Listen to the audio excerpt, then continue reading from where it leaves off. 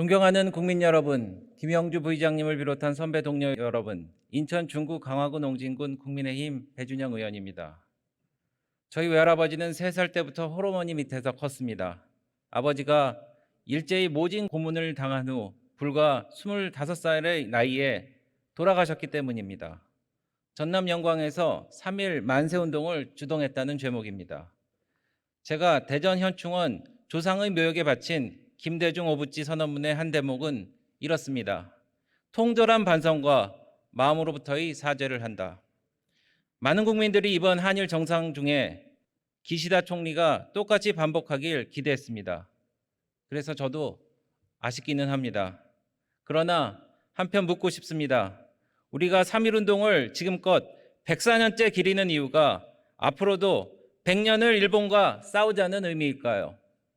엊그제 3년 만에 우리나라에 수학여행 온 일본 학생들과 우리 아이들이 잘 지내게 하는 것은 우리 세대의 숙제가 아닐까요?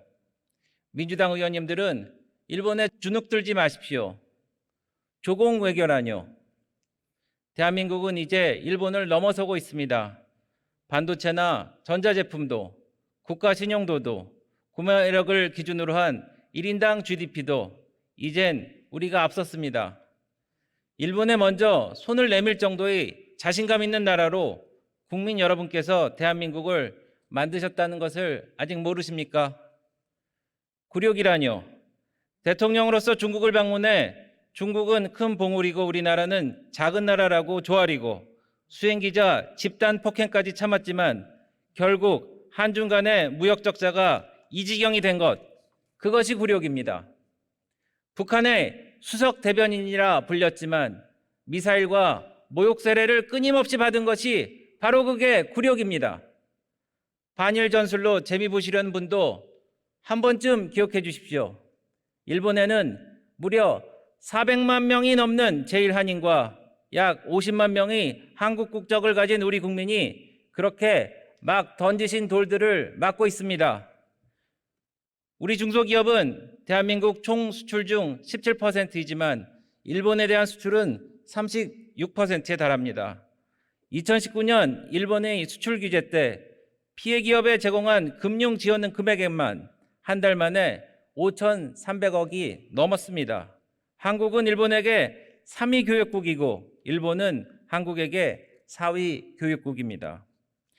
만일 민주당이 진실로 일본과 사생결단하기를 원한다면 우길기가 펄럭이는 일본의 한 대학교로 딸을 보낸 민주당 출신 대통령이나 도쿄에 고급 아파트를 보유했던 민주당 출신 장관 같은 위선을 멈추십시오.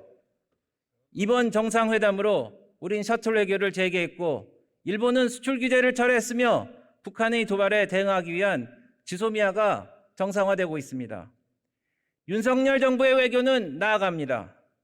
민주당은 대통령의 12년 만에 첫 방일에서 단박에 모두 풀지 못했다고 국정조사와 탄핵까지 꺼내기에 앞서 문재인 정부는 왜 단 한 발도 나아가지 못하고 뒷걸음질 쳤는지 반성하십시오.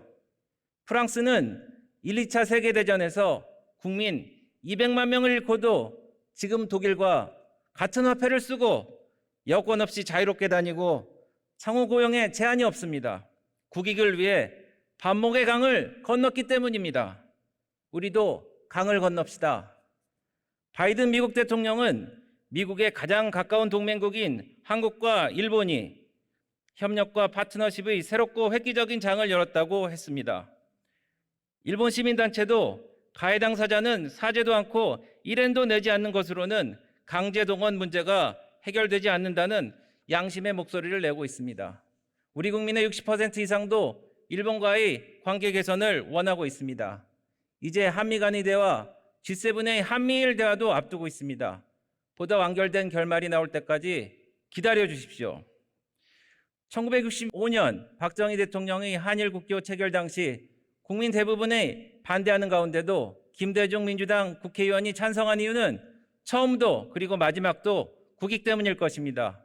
역사를 팔아 돈과 지위를 얻어 전 정권에서 국회의원이나 광복회장이 될 수는 있습니다. 하지만 역사를 팔아 미래를 망치지 맙시다. 끝까지 경청해 주십시오.